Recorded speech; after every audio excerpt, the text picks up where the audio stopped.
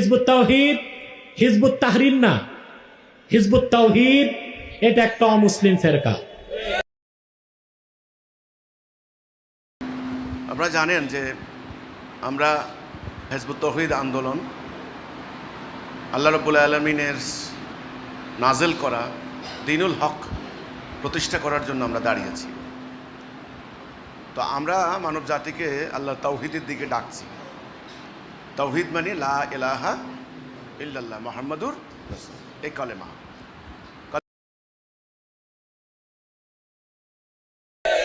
এদের আকীদা ও বিশ্বাস হচ্ছে যে নামাজ ব্যায়ামের মতো, ওযু থাকলেও নামাজ হবে, ওযু ছাড়াও নামাজ হবে।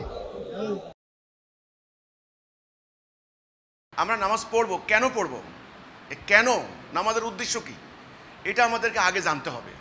আমি আপনাদের বোঝানোর জন্য শব্দটা বলছি নামাজ, আসলে কিন্তু বলতে হবে সালাহ। নামাজ শব্দটা আবারও বলছি, এটা কিন্তু কোরআনে নাই, এটা ফার্সি ভাষা। সালাহ কায়েমের উদ্দেশ্য কি? একটা হাদিস আছে, আল্লাহ রাসূল বলেছেন যে ইসলাম একটা ঘর। রাসূলুল্লাহ কি বলেছেন? ইসলাম একটা ঘর। দেখুন, আল্লাহ রাসূল কিন্তু ইসলামকে অন্য কিছুর সঙ্গে বলেননি, বলছেন ইসলাম একটা ঘর।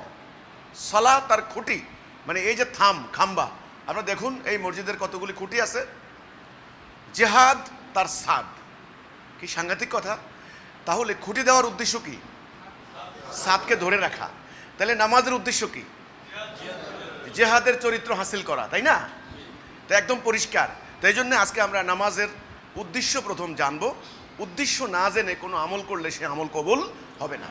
আগে উদ্দেশ্য সম্পর্কে জানা। তাহলে নামাজ আমরা কেন পড়বো? সালাহ কেন কায়েম করব? সালাহ কায়েম করব এই জন্য, সালাতের মাধ্যমে আমাদের কিছু চরিত্র হাসিল হবে। কেমন চরিত্র? আমরা এই যে পরিষ্কার পরিচ্ছন্ন হলাম, আপনারা পাক সাফ হয়ে আসলেন, নোংরা থাকলেন না, তারপরে ঠিক টাইম মোতাবেক আসলেন, সময়ানুবর্তিতা, 5 ওয়াক্ত সালার 5 বার একটা সময় মেনটেন করা হয়, সময়ানুবর্তিতা। এরপরে সবাই মিলে এক জায়গায় আসলেন, ঐক্যবদ্ধতা।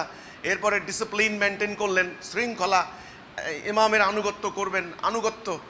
এই যে ঐক্য, শৃঙ্খলা, আনুগত্য, সময়ানুবর্তিতা, পরিষ্কার পরিচ্ছন্নতা, ভ্রাতৃত্ব ইত্যাদি সমস্ত চরিত্র মোমেনদের চরিত্রে গেঁথে দেওয়া হয়, যেন মোমেন একটা উদ্দেশ্য হাসিল করতে পারে। সেই উদ্দেশ্য হচ্ছে ওই যে জেহাদ করে আল্লাহর দেওয়া দ্বীনুল হক বিশ্বময় প্রতিষ্ঠা করা।